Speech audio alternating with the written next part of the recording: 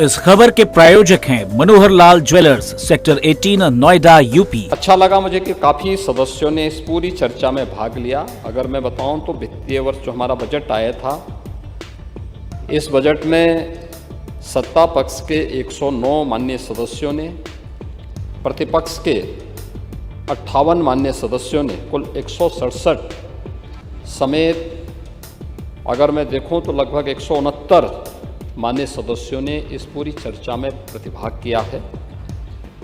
अनुदान की मांगों को भी लिया जाए तो इस पूरी चर्चा के दौरान सत्ता पक्ष के 21 माननीय सदस्यों ने और 15 प्रतिपक्ष के माननीय सदस्यों ने अनुदान की मांगों की इस सार्थक चर्चा को आगे बढ़ाने में अपना योगदान दिया है। मैं इन सभी को हृदय से धन्यवाद देता हूं कि उन्होंने इस पूरी चर्चा को सार्थक बना करके इस बात को साबित किया है कि वास्तव में लोकतंत्र की सर्वोच्च संस्था के रूप में विधायिका अपनी जिम्मेदारियों का निर्वहन कर रहा है और समस्या का समाधान का रास्ता संवाद हो सकता है। और उस संवाद के माध्यम से इस सदन ने साबित किया है, मुझे लगता है कि जो भी एजेंडा था सदन का, उस पूरे एजेंडे को सदन ने पूरा किया है और एजेंडे के अनुरूप सदन की कार्रवाई चली है। मैं धन्यवाद दूंगा अपने नेता प्रतिपक्ष माननीय माता प्रसाद पांडे जी को। उनकी सहजता, उनकी सरलता, उनकी विनम्रता सबको आकर्षित करती है और वे स्वस्थ रहें, दीर्घजीवी हों, शिवपाल जी का श्राप उन पर न लगे,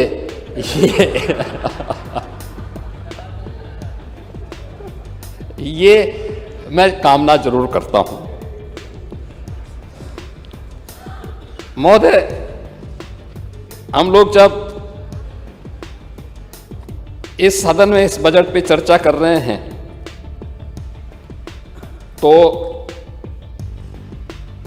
2026-27 का ये बजट है और 2026-27 के इस बजट के बारे में मैंने जो बताया कि देर रात्रि में जब भी मैं अगले दिन के बिजनेस के बारे में संसदीय कार्य मंत्री को बातचीत करने का प्रयास करता था 8 साढ़े 8 बजे, एक दिन मैंने 9 बजे, साढ़े 8 9 बजे के आसपास किया तो पता लगा तब मंत्री जी सदन में हैं, सदन चल रहा है।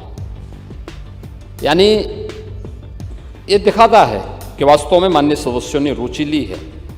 और ये बजट हमारे लिए बहुत महत्वपूर्ण इसलिए भी है कि उत्तर प्रदेश के इतिहास में किसी मुख्यमंत्री को 10वां बजट प्रस्तुत करने का अवसर प्राप्त हुआ, ये पहली बार हुआ है। और बजट भी ऐतिहासिक है, यानी 9,12,696 करोड़ रुपए का यह बजट यहाँ पे प्रस्तुत किया गया है।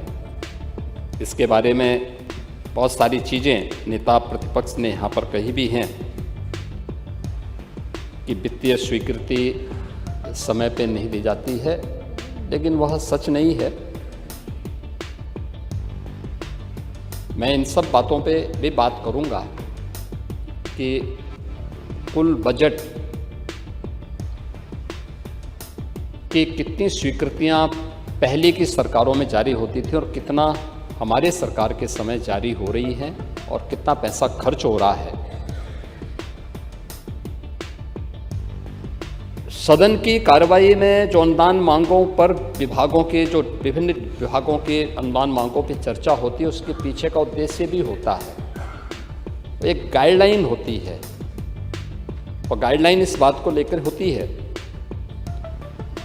कि बजट पास होने के बाद 31 मार्च के बाद, जब पहली अप्रैल से नया वित्तीय वर्ष प्रारंभ हो, तो सभी संबंधित विभाग अपनी कार्य योजना बना करके, वर्ष भर की कार्य योजना बना करके उसको व्यवस्थित रूप से लागू करने का प्रयास प्रारंभ कर लें। अगर पहले से कार्य योजना बनी होगी तो उसकी गाइडलाइन के ही अनुदान की मांगों पे चर्चा होती है कि अनुदान की मांगों को हमारा क्रम क्या होगा, किस किस मद में कितना पैसा जाना है और उस पैसे को खर्च करने की हमारी प्रक्रिया क्या होगी। उसके पीछे का उद्देश्य ये है और उस उद्देश्य की पूर्ति करने के लिए ही वहाँ पे सभी विभागों का नहीं लेकिन कुछ विभागों का लिया गया। और मुझे प्रसन्नता है कि यहाँ पे कल मेरे 4 सहयोगियों ने अपने विभागों के अनुदान मांगों पर विस्तार से अपनी कार्य योजना को सदन के सामने प्रस्तुत किया और अन्य सभी विभाग उसी प्रकार की कार्य योजना को यहाँ पे प्रस्तुत करेंगे। ये महत्वपूर्ण है। आपने जो बातें यहाँ पर कही हैं, मैं देख कर के आश्चर्य कर रहा था और मुझे लगता था कि नेता प्रतिपक्ष उम्र के हिसाब से आंकड़ों में घालमेल नहीं करेंगे। एक बार तो उन्होंने ऐसा प्रयास किया था कि कभी कभी संगत का प्रभाव होता है, तो मुझे लगा कि ऐसा लगता है कि चच्चों का प्रभाव भी आप पे आ गया है। और वो प्रभाव इस बात को आ गया जब आपने कहा कि राजकोषीय घाटा आपका जो है वह इतना ज़्यादा है, आप उत्तर प्रदेश पे उधार इतना ज़्यादा है।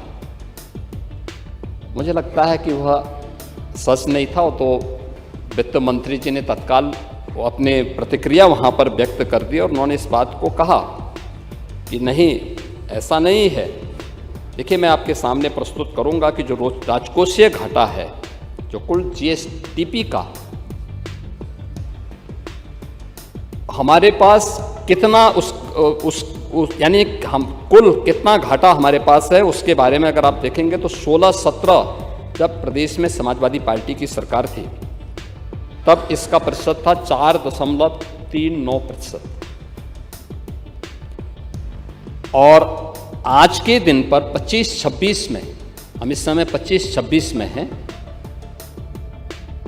इस समय है यह 2.97% है ये, यानी उससे काफ़ी कम है। इसका मतलब हमारा वित्तीय प्रबंधन बेहतर है और इस वित्तीय प्रबंधन के लिए ही आज देश भर के बैंकर्स यूपी पे विश्वास करते हैं। ऋणग्रस्तता की बात करते हैं तो आपके समय में जो ऋणग्रस्तता थी 16-17 में, ये लगभग 30% थी और आज यह 26% के आसपास है। हम इसको कम किए हैं और इस वित्तीय वर्ष के अंत तक हम लोगों ने 26-27 में, यानी 27 का जो वित्तीय वर्ष समाप्त होगा वहां तक हम उसको 23% तक पहुंचाने का 30% से कम करते हुए, यानी हमने लगातार उत्तर प्रदेश पे जो ऋण था उसको हम कम कर रहे हैं। हाँ, ये तो स्वाभाविक रूप से वॉल्यूम बढ़ेगा तो उसके दायरे बढ़ेंगे, लेकिन जितनी हमारी आय है उसका व्यय में संतुलन बनाए रखने का काम इस दौरान सरकार ने यहां पर किया है। और प्रति व्यक्ति आय को भी अगर देखा जाए तो प्रति व्यक्ति आय इस वित्तीय वर्ष के अंत में, यानी 24-25 के अंत में जो गत वित्तीय वर्ष संपन्न हुआ है, उसमें उत्तर प्रदेश की जो प्रति व्यक्ति आय थी 16-17 में जब हम लोग आए, यानी जब हम आपकी सरकार थी तब यह लगभग 43,000 के आसपास थी। और जब हम लोग इस वित्तीय वर्ष के अंत में यानी 31 मार्च तक जाएंगे तो यह 1,20,000 क्रॉस कर चुकी होगी। क्या 43,000 में और 1,20,000 में कोई अंतर नहीं है? दूसरा, इस बात पे भी हमें ध्यान देना होगा कि समाजवादी पार्टी के समय में उत्तर प्रदेश क्या था। पांडे जी, आप तो पुराने समाजवादी हैं और मैंने इसीलिए कहा कि आप स्वस्थ रहें, क्योंकि आप समाजवादी आंदोलन के जो सबसे वरिष्ठ पिलर हैं और अंतिम वो पीढ़ी है जिसने समाजवादी आंदोलन के अनुसार जीवन जीने का प्रयास किया है, जो जेपी चाहते थे, जो लोहिया चाहते थे। हाँ, आपके पीछे शिवपाल जी जैसे कुछ लठैत भी थे जो उसके अनुसार जीने का प्रयास करते थे, लेकिन आप लोगों ने उसके अनुरूप संघर्ष किया। लेकिन आने वाली पीढ़ी ने प्रदेश का क्या हाल किया, क्या स्थिति थी उत्तर प्रदेश की। और हम इस बात को कहते हैं, पिछली बार भी जब उत्तर प्रदेश ने विकसित भारत, विकसित उत्तर प्रदेश के मुद्दे पे चर्चा की, और अध्यक्ष जी मैं तो आपसे अनुरोध करूंगा कि अगर समय मिलता है तो हम लोगों को ये चर्चा करने वाला उत्तर प्रदेश देश का पहला राज्य है जिसने आदरणीय प्रधानमंत्री जी के विजन को प्रभावी ढंग से इस सदन के माध्यम से चर्चा के विकसित भारत के लक्ष्यों को प्राप्त करने की दिशा में हमारे क्या कर्तव्य होने चाहिए, क्या दायित्व होने चाहिए। भारत विकसित होगा तब जब राज्य विकसित होंगे, और राज्य विकसित तब होंगे जब जनपद विकसित होगा, और जनपद विकसित तब होगा जब गांव और नगर की इकाई हमारी विकसित होगी, आत्मनिर्भर होगी। और उस पर लगातार 27-28 घंटे तक इस सदन में चर्चा हुई। तब भी हम लोगों ने इस बात को कहा था, क्या स्थिति थी तब उत्तर प्रदेश की। यानी 16-17 में उत्तर प्रदेश की जो स्थिति थी, उत्तर प्रदेश देश के अंदर सबसे यानी बड़े राज्यों में अगर आप देखें तो बॉटम 3 राज्यों में आता था। जो सबसे नीचे के राज्यों में उत्तर प्रदेश की गिनती होती थी, और बीमारू राज्य उत्तर प्रदेश हो गया था। परसेप्शन खराब था, देश भर में आपको जाने का अवसर प्राप्त होता था तो लोग किस निगाह से देखते थे उत्तर प्रदेश को, आपसे ज्यादा कोई छुपा हुआ नहीं है। लेकिन इन 8, साढ़े 8, 9 वर्षों के दौरान उत्तर प्रदेश के अंदर जो परिवर्तन आया है, बॉटम 3 से टॉप 3 राज्यों में उत्तर प्रदेश को पहुंचाने का काम इसी डबल इंजन सरकार ने किया है। टॉप 3 राज्यों में